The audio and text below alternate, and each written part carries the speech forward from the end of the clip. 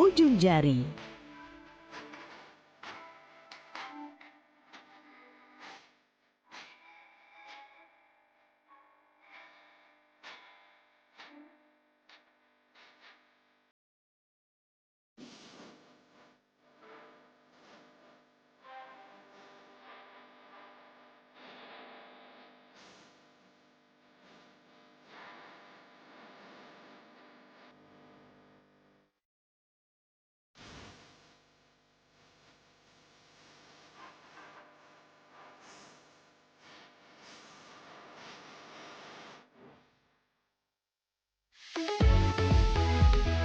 Delapan 9,1 Realita FM Pamekasan.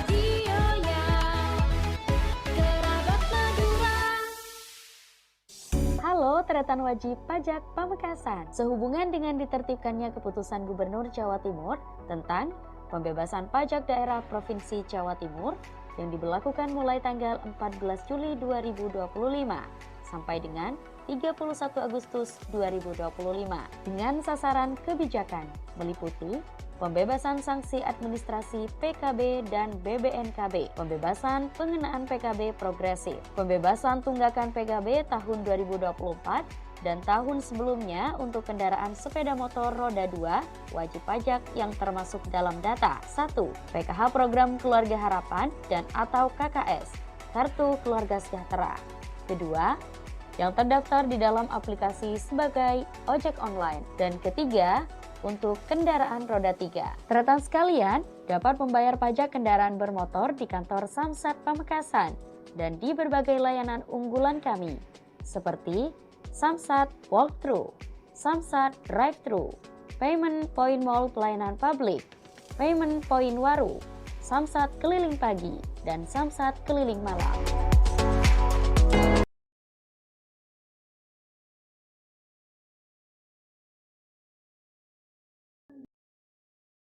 Atau cuma sekedar pengen konsultasi aja? Yuk simak dan ikuti program kesehatan bersama Dinkes Menyapa. Kasus yang sudah terjadi di tahun Program ini dipersembahkan oleh Realita FM bekerja sama dengan Dinas Kesehatan Kabupaten Pamekasan.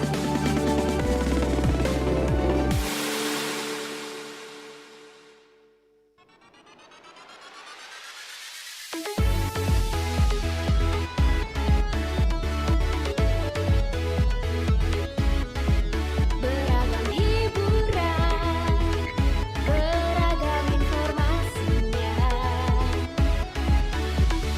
89,1 Realita FM Pamekasan. Radionya Kerabat Madura. Assalamualaikum warahmatullahi wabarakatuh. Selamat pagi untuk seluruh kerabat Realita dimanapun Anda berada.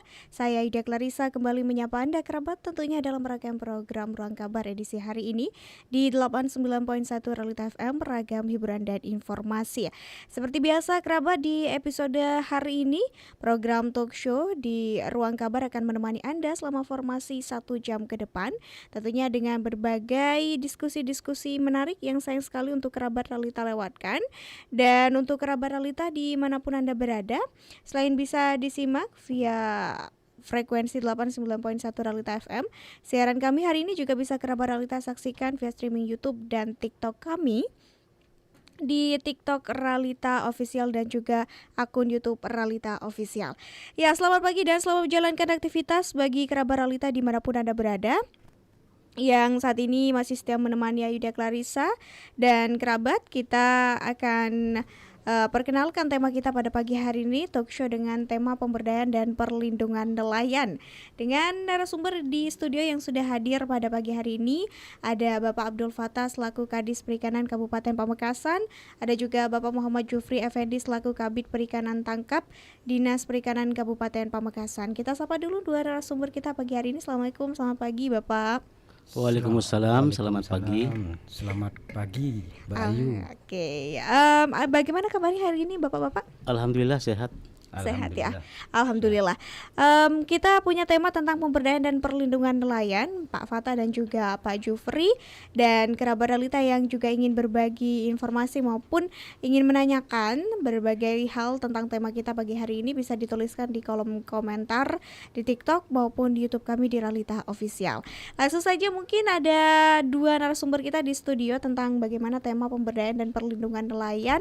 Kita tahu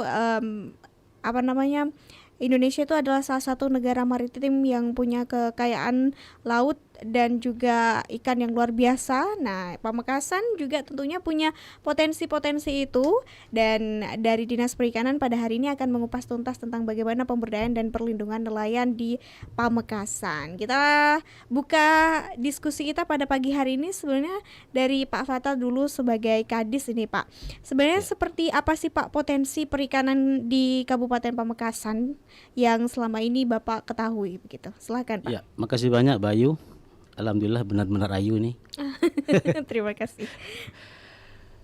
Pemirsa, pendengar dimanapun Anda berada, tema kali ini mengangkat tentang perlindungan dan pemberdayaan nelayan. Insya Allah selama 1 jam ke depan kita akan membahas itu.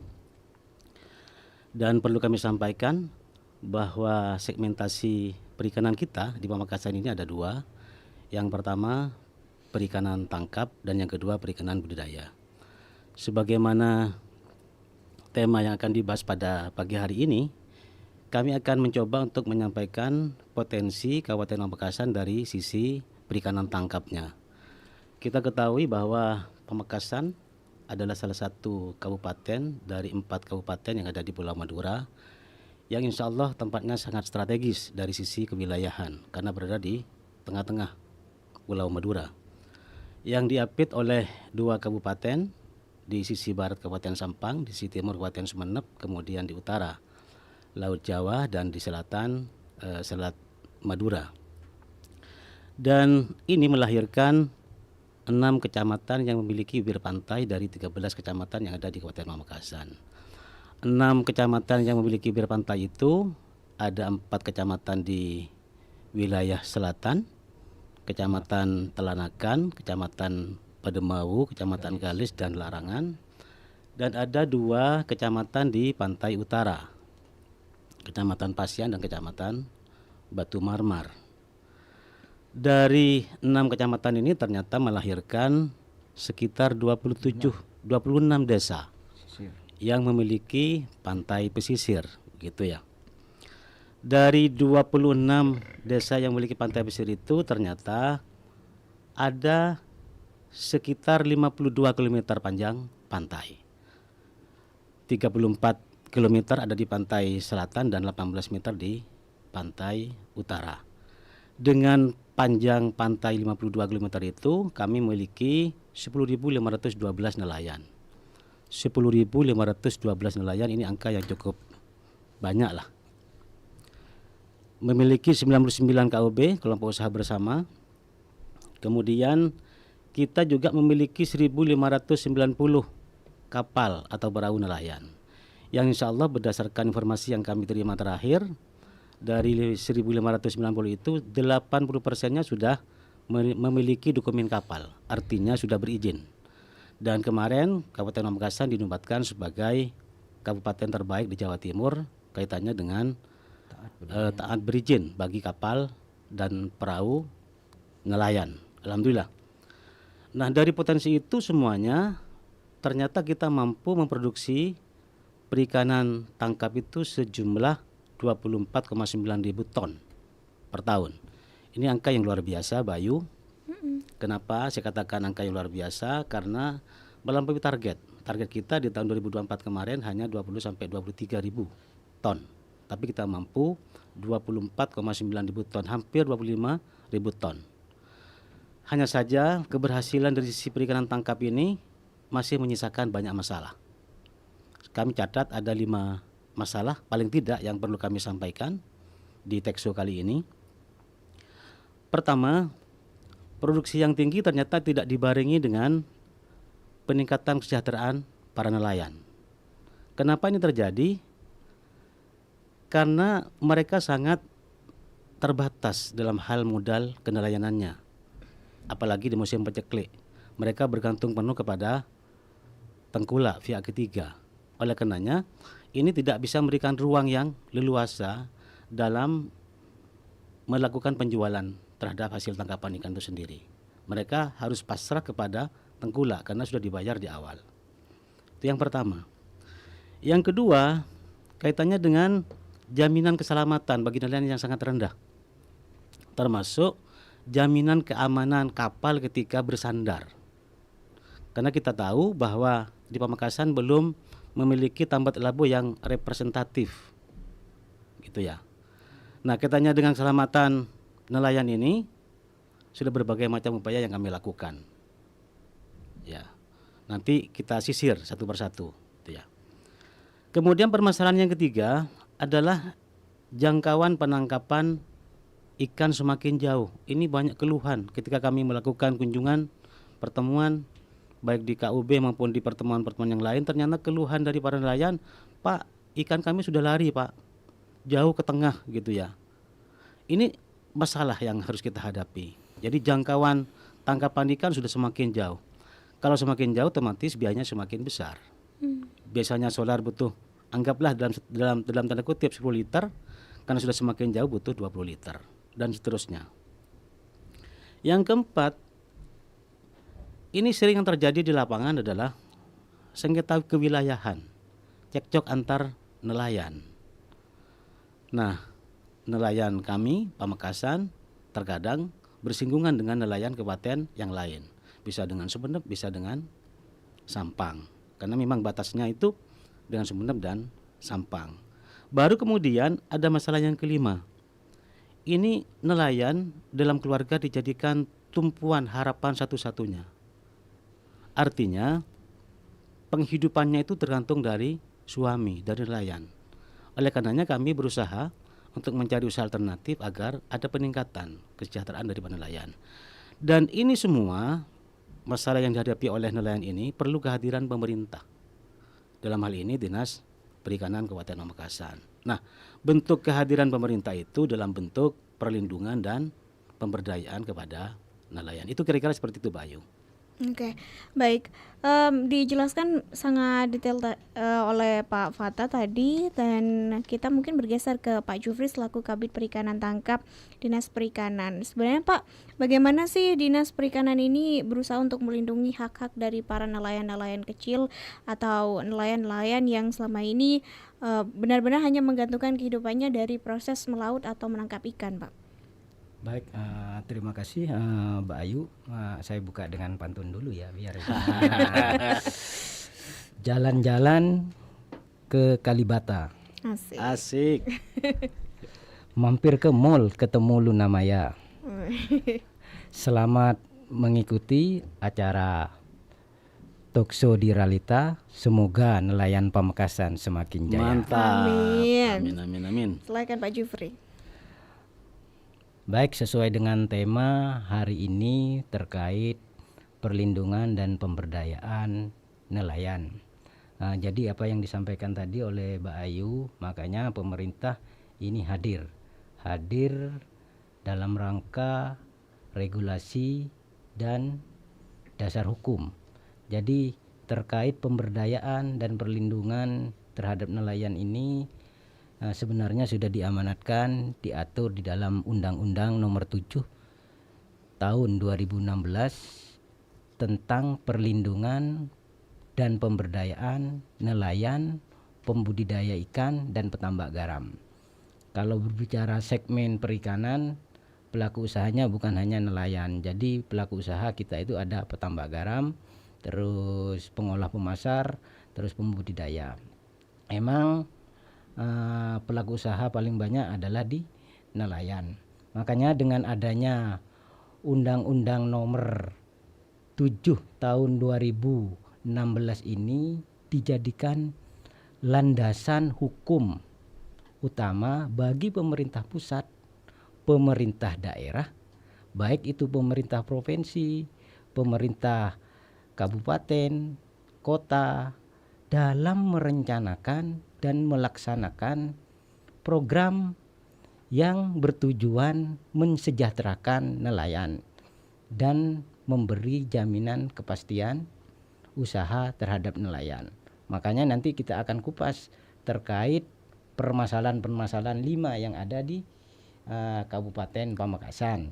Satu contoh terkait jaminan risiko terhadap nelayan. Kita sudah hadir hal itu, sudah hadir kita yang memiliki potensi nelayan kurang lebih 10.512 orang. Itu kami sampai detik ini, sampai tahun 2025 ini yang ikut kepesertaan BPJS itu sudah sekitar 1.050 orang. Jadi 550-nya itu program mandiri. Jadi nelayan itu mendaftarkan diri ke penyuluh. Penyuluh ini ada 2 orang yang menjadi kepanjangan tangan dari kantor BPJS yang dinamakan perisai, petugas perisai. Jadi nelayan itu mendaftarkan lewat penyuluh perikanan. Terus kemarin kita juga sudah memberikan stimulan 500 nelayan untuk memperoleh kepesertaan BPJS yang langsung diserahkan di Pendopo Ronggo Sukawati oleh Bapak Bupati. Masih banyak terkait perlindungan dan pemeliharaan, makanya pemerintah hadir melalui regulasi dari undang-undang, Permen KP, peraturan gubernur, sampai di tingkat level daerah kami memiliki Perda nomor 5 tahun 2019 tentang perlindungan dan pemberdayaan nelayan, pembudidaya ikan, dan petambak garam. Di sana diatur terkait strateginya seperti apa, perlindungannya seperti apa, pemberdayaannya juga seperti apa. Sementara gitu. Oke, baik. Kita kembali lagi ke Pak Fatah nih, Pak. Tadi dijelaskan ada beberapa problem, disebutkan adalah sekitar 5 poin yang dilakukan atau yang menjadi permasalahan dan fokus utama sekarang yang sedang dihadapi. Dari kelima ini, Pak, apa saja yang kemudian menjadi tantangan yang sekarang tengah dihadapi oleh Dinas Perikanan, Pak? Ya, makasih banyak Bayu. Jadi kalau kita bicara masalah 5 poin itu tadi, tidak ada skala prioritas. Ini menjadi satu kesatuan permasalahan yang harus kita hadapi bersama. Kami tidak pernah memposisikan nomor 1 masalah 1, nomor 2 masalah 2, dan seterusnya. Artinya masalah itu menjadi masalah yang harus kita hadapi bersama, begitu ya. Nah, memang ujung-ujungnya dalam rangka meningkatkan kesejahteraan nelayan. Ujung-ujungnya ke sana. Oleh karenanya ini sangat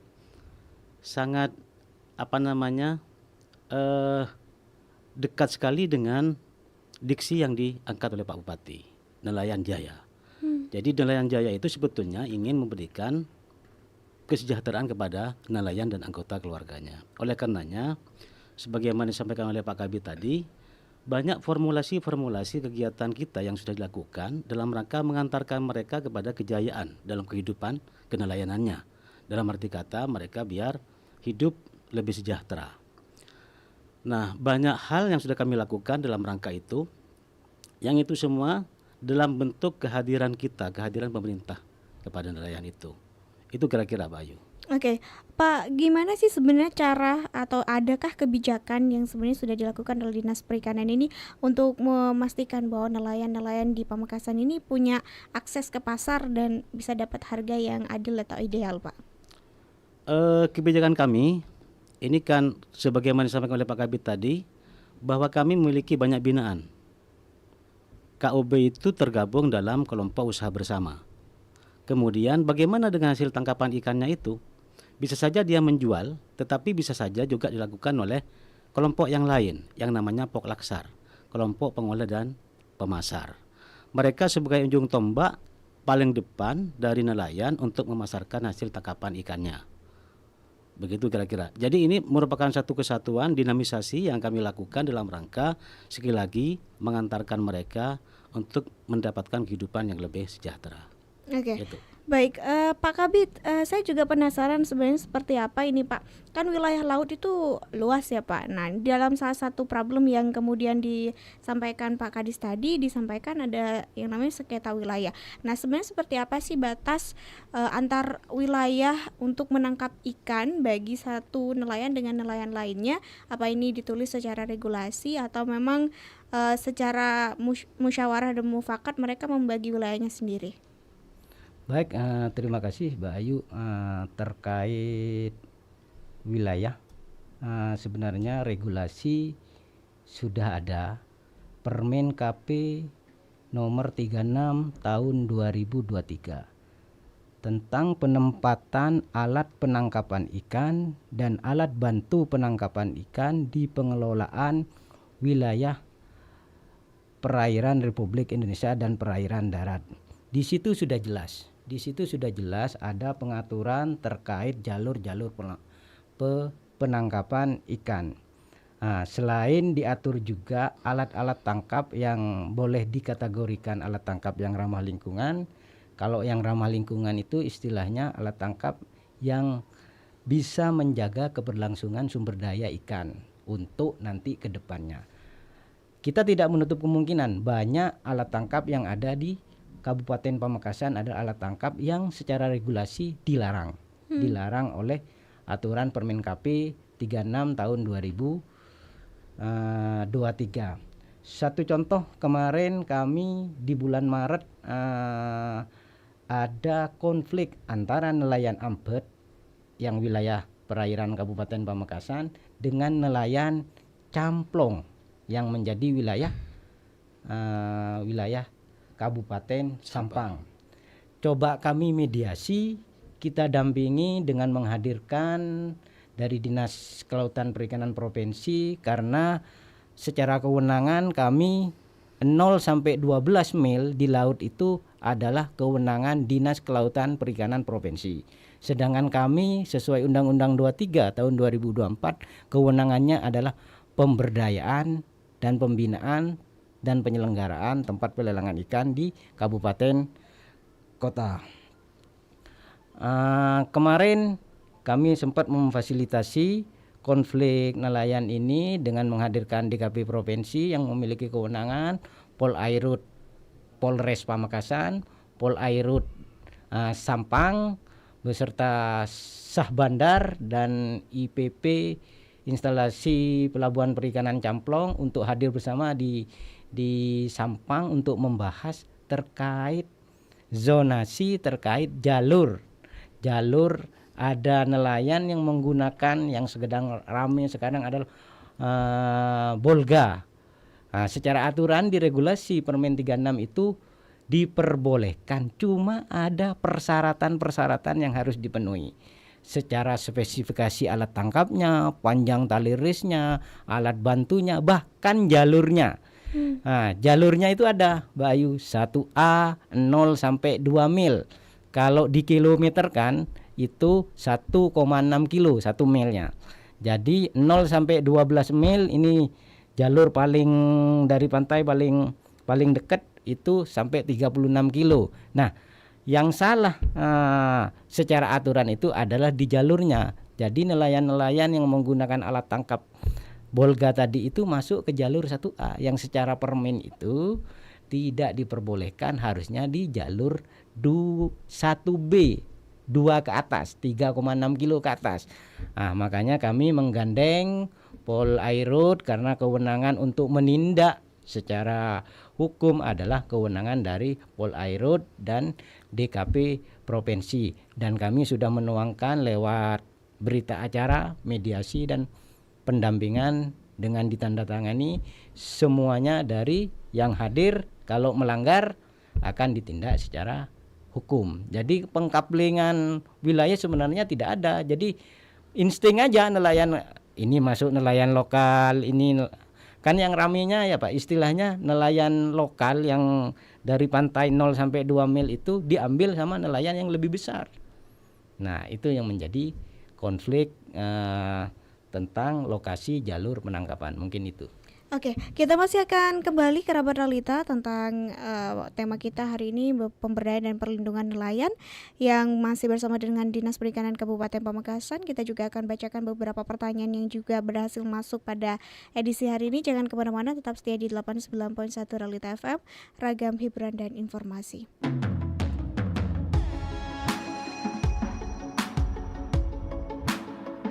Komisi Pemberantasan Korupsi atau KPK kembali melaksanakan survei penilaian integritas SPI untuk pemerintah Kabupaten Pamekasan tahun 2025 yang akan berlangsung selama periode 1 Agustus sampai dengan 31 Oktober 2025 dengan cara responden menerima WA Blast dari KPK.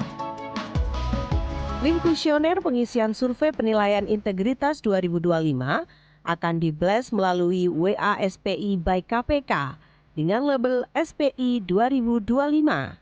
Responden yang akan mendapatkan WA blast dari KPK adalah kategori internal yang terdiri dari ASN pemerintah Kabupaten Pamekasan, kategori eksternal yaitu pengguna layanan publik pemerintah Kabupaten Pamekasan, dan expert, ahli yang terpilih sebagai responden oleh KPK.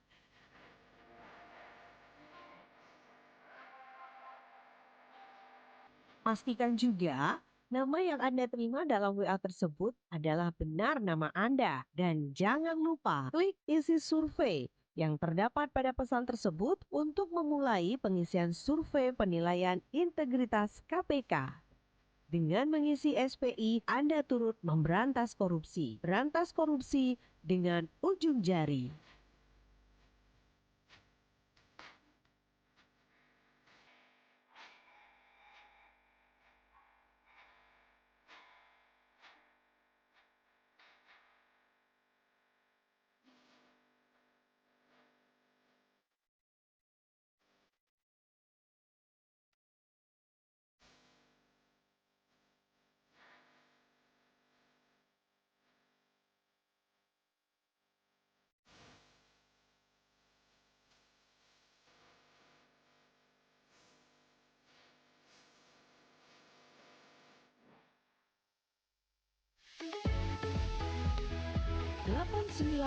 satu Realita FM Pamekasan. Radionya Kerabat Madura. Be smart, be healthy. Halo kerabat Realita FM, pengen konsultasi tentang kesehatan atau konsultasi tentang gizi? Atau pengen tahu tentang program seputar RSUD Smart Pamekasan?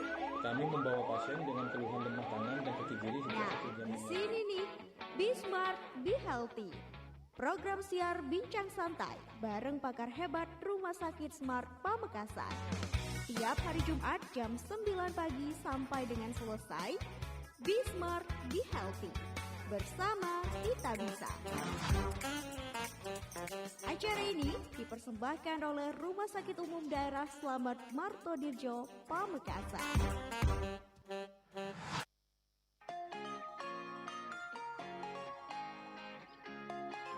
Ayo masyarakat Pamekasan, manfaatkan Mall Pelayanan Publik Kabupaten Pamekasan, pusat pelayanan terpadu untuk masyarakat yang lebih mudah, cepat, dan nyaman. Di sini, masyarakat bisa mengakses berbagai layanan publik dalam satu tempat, mulai dari pelayanan administrasi kependudukan, perizinan berusaha, pembayaran pajak daerah, layanan perbankan, PDAM, POS, perpanjangan STNK, perpanjangan SIM, sertifikasi halal, konsultasi hukum, dan layanan lainnya. Semua layanan tersedia dalam satu gedung yang representatif, ramah, dan modern. Tujuan kami adalah memberikan pelayanan yang transparan, efisien, dan terintegrasi demi mendukung terciptanya tata kelola pemerintahan yang baik sekaligus memberikan kemudahan bagi seluruh masyarakat Kabupaten Pamekasan. Mari bersama-sama memanfaatkan fasilitas Mall Pelayanan Publik ini. Mudah, cepat, pasti.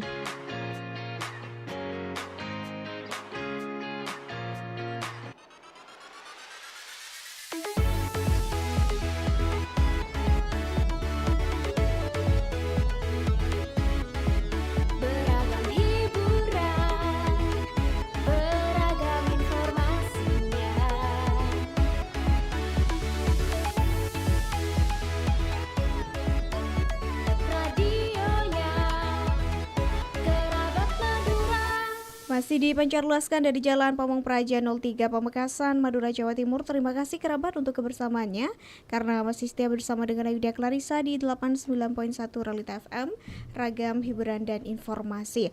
Ya, di segmen kali ini kita akan bacakan beberapa komentar yang masuk ke akun YouTube dan TikTok kami.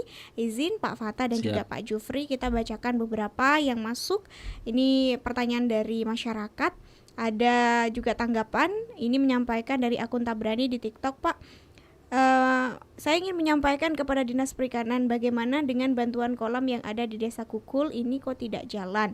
Mohon tanggapannya, Pak. Mungkin bisa langsung direspon, Pak. Ya, makasih banyak. Sebagaimana di awal kami menyampaikan bahwa ada dua segmentasi sebetulnya perikanan ini, perikanan budidaya dan perikanan tangkap. Nah, bantuan kolam yang di Kukul itu salah satu segmentasi di perikanan budidaya. Itu dilakukan kemarin karena di sana di daerah stunting. Ya, di tahun kemarin, kalau tidak salah tahun kemarin ada bantuan untuk Desa Kukul. Kenapa tidak jalan? Tolong laporkan kepada kami. Ini kan salah satu bentuk laporan. Kami memiliki pendamping, penyuluh perikanan budidaya yang siap memantau setiap saat. Jadi itulah perlunya komunikasi antara penerima sama kami. Karena ketika ada masalah bisa kami carikan jalan keluar. Tidak jalan itu karena faktor apa? Nanti kita kaji. Kalau misalkan faktor yang lain di luar nalar kita, misalkan kita lakukan juga kajian-kajian. Itu barangkali Pak Ayu. Baik, terima kasih Pak Fata. Selanjutnya ada juga pertanyaan dari masyarakat. Apa masih ada untuk pengajuan bantuan bibit ikan tawar, Pak? Kalau ada, apa saja syarat-syarat yang bisa dipenuhi? Iya, makasih banyak. Pertanyaan yang luar biasa nih. Jadi bantuan ikan itu mesti selalu ada. Itulah salah satu bentuk kehadiran pemerintah. Tapi yang jelas harus berbentuk kelompok. Jadi kalau di ikan tawar itu namanya Pokdakan, kelompok budidaya ikan. Dan tahun ini kami memberikan bantuan, pemerintah Kabupaten Pamekasan melalui Dinas Perikanan memberikan bantuan tidak kurang dari 7 sampai 9 kelompok yang tersebar di wilayah Kabupaten Pamekasan. Yang persyaratannya sebagaimana yang saya sampaikan harus berbentuk kelompok, kecuali memang ada kerjasama yang kami lakukan, karena kami sadar Bayu, anggaran kami ini kan sangat terbatas, sehingga kami harus pinter-pinter untuk merayu DKP Provinsi Jawa Timur. Nah, dalam kaitannya dengan bantuan ikan tawar ini, insya Allah nanti di akhir bulan Oktober ini ada bantuan kolega namanya, kolam lele keluarga. Itu diperuntukkan kepada keluarga yang memang dari sisi kesejahteraannya sangat di bawah. Nah, kami berkoordinasi dengan teman-teman, ternyata penempatannya di Desa Samiran. Ada 10 calon penerima yang insya Allah di akhir Oktober atau paling tidak awal November akan dieksekusi oleh provinsi.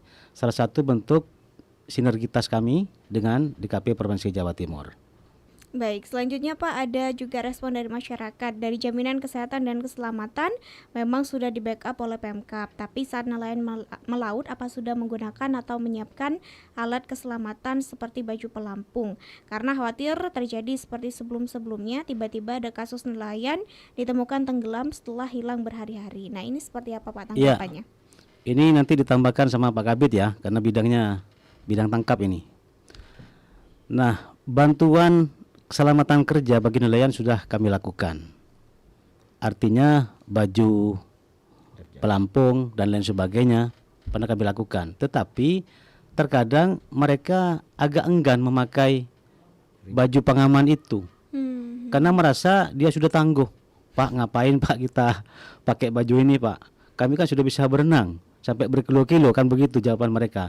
Tetapi kami tidak putus harapan, tetap memberikan semangat, memberikan pembinaan, perlindungan kepada mereka sehingga mereka benar-benar melakukan pengamanan sebelum berangkat.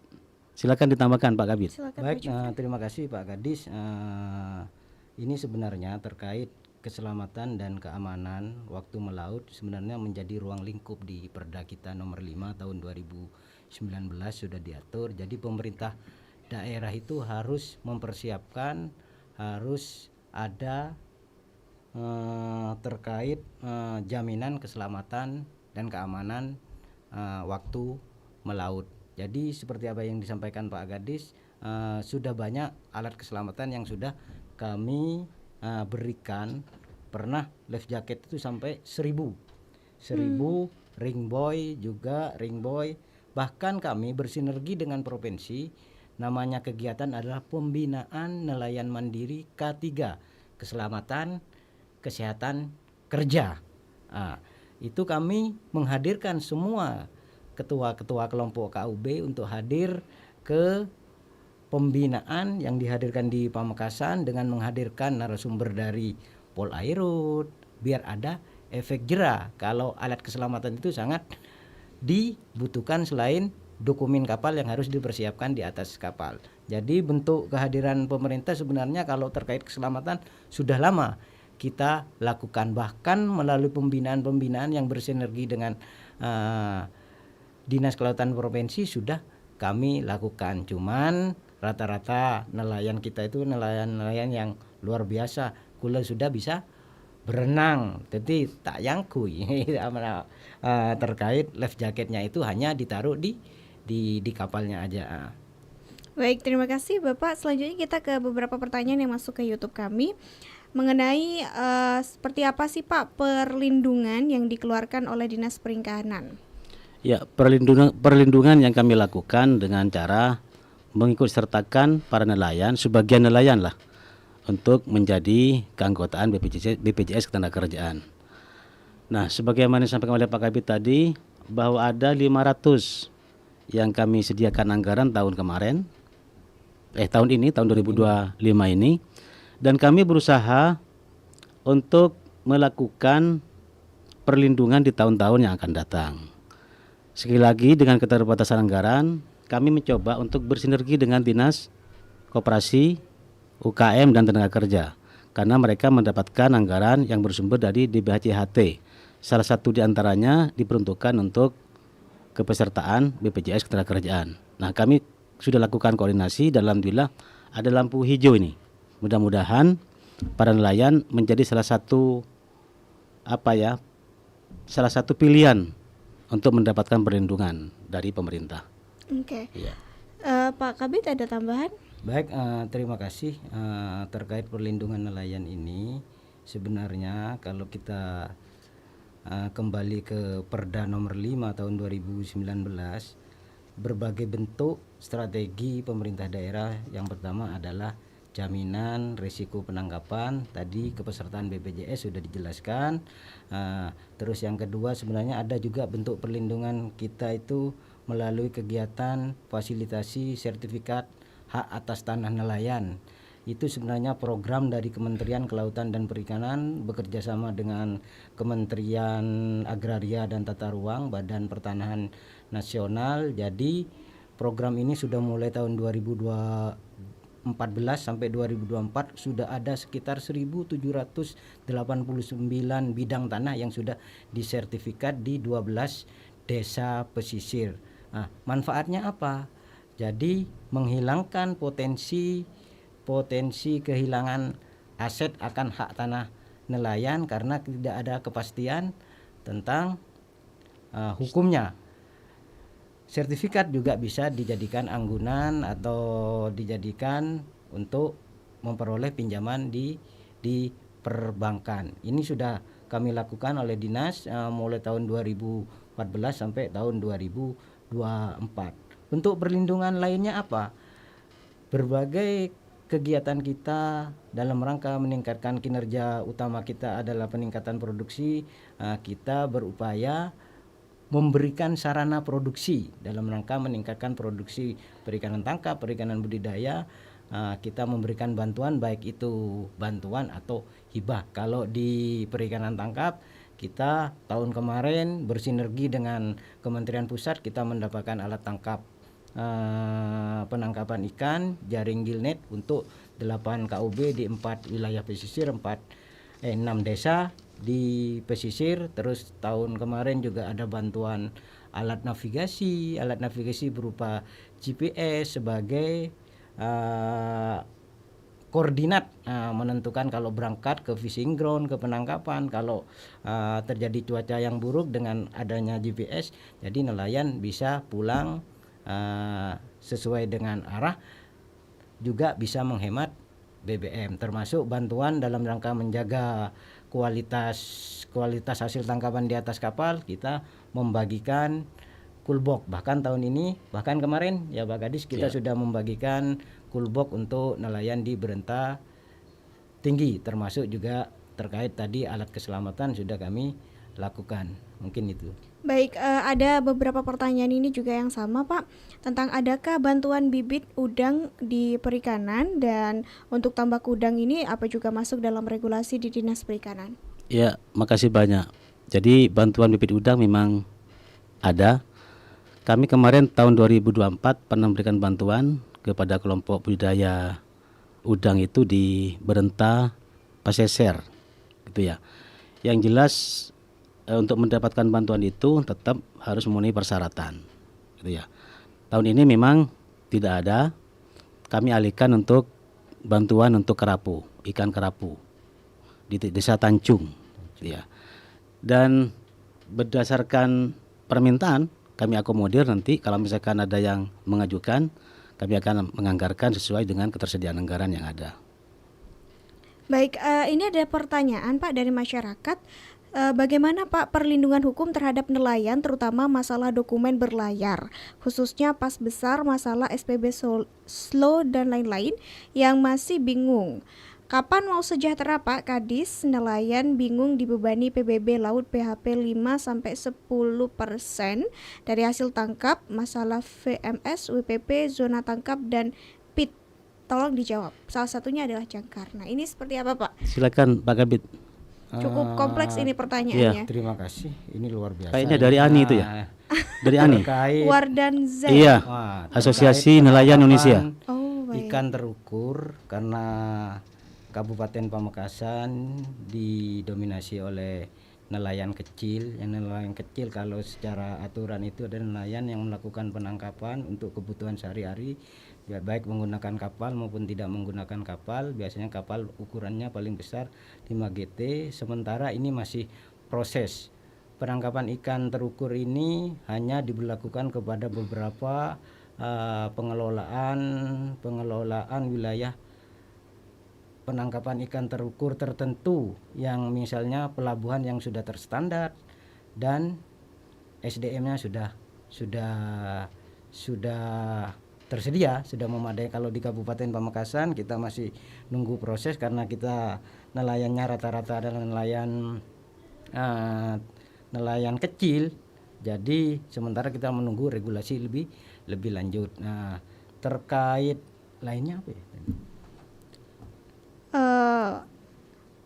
Beban PBB laut PHP 5-10%. Kalau secara regulasi nelayan kecil tidak boleh mendapat ada pajak atau penghasilan kena pajak untuk nelayan kecil. Emang kalau yang di wilayahnya Pak Wardan ya, Pak Wardan emang itu banyak nelayan besarnya yang menggunakan alat tangkap yang dalam Permen KP dalam tanda kutip adalah yang dilarang. Dilarang itu memang banyak aturan yang mengikat untuk nelayan-nelayan yang besar. Baik, terakhir mungkin ini Pak bisa disampaikan apa sih sebenarnya rencana jangka panjang dari Dinas Perikanan sendiri untuk meningkatkan kesejahteraan dan juga pemberdayaan serta perlindungan terhadap nelayan. Mungkin bisa disimpulkan oleh Pak Kadis ataupun Pak Kabit. Pak Kabit silakan. Saya berikan waktu. Berganti-ganti ya.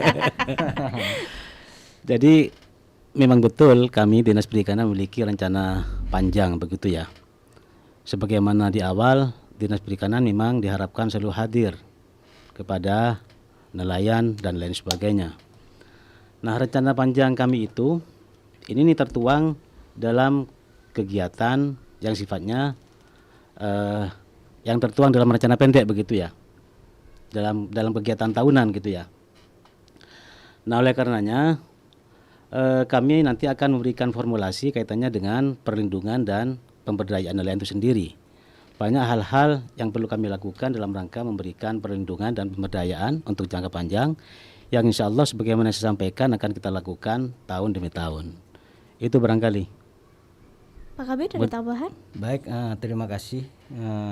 Terkait rencana ke depan yang pasti kami tidak akan lepas dari rencana strategis dinas yang kebetulan tahun ini kita susun 2025-2029 yang berpatokan kepada RPJMD 2025-2029 juga. Di sana tagline-nya kita adalah nelayan jaya, gimana nanti kita menyusun roadmap terkait mensejahterakan nelayan berbagai kegiatan yang sudah diamanatkan dalam perda terutama terkait jaminan risiko, terus bantuan sarana produksi, terus kalau terkait prasarana kami berupaya bersinergi dengan provinsi dengan pusat untuk mendapatkan seperti di awal kita kalau tidak punya tambat labu yang berstandar, kita kapan kampung nelayannya akan maju, makanya tetap bersinergi dengan pusat dan DKP. Makanya rencana ke depan tidak lepas dari rencana strategis dinas dalam rangka mensejahterakan nelayan melalui program-program yang pro kepada nelayan. Nah, satu hal barangkali yang perlu kami tambahkan bahwa dalam rangka pembangunan jangka panjang ini kami sudah mengajukan Kampung Nelayan Merah Putih. Di tahun 2026 insya Allah ini akan dieksekusi. Ini menjadi program prioritasnya KKP. Yang kami ajukan adalah Desa Patileken, karena salah satu syarat yang harus dimiliki adalah memiliki luas lahan 1 hektar minimal yang dalam kondisi clear dan clean. Alhamdulillah ini salah satu desa yang memiliki lahan seluas 1 hektar itu di Desa Patileken dan sudah kami ajukan. Tinggal nanti kita menunggu verifikasi yang dilakukan oleh pusat. Mudah-mudahan kita berdoa, mudah-mudahan ini akan berhasil. Sekian. Baik, terima kasih Bapak Abdul Fattah selaku Kadis Perikanan Kabupaten Pamekasan, Pak Muhammad Jufri Effendi selaku Kabid Perikanan Tangkap Dinas Perikanan Kabupaten Pamekasan juga sudah bersedia hadir pada pagi hari ini. Terima kasih juga untuk kerabat realita yang sudah setia bersama dengan kami. Dan ini juga menjadi akhir kerabat dari kebersamaan kita dalam rangkaian program Talk Show edisi hari ini. Saya Aida Clarissa pamit undur diri, stay healthy dan keep positif. Wassalamualaikum warahmatullahi wabarakatuh.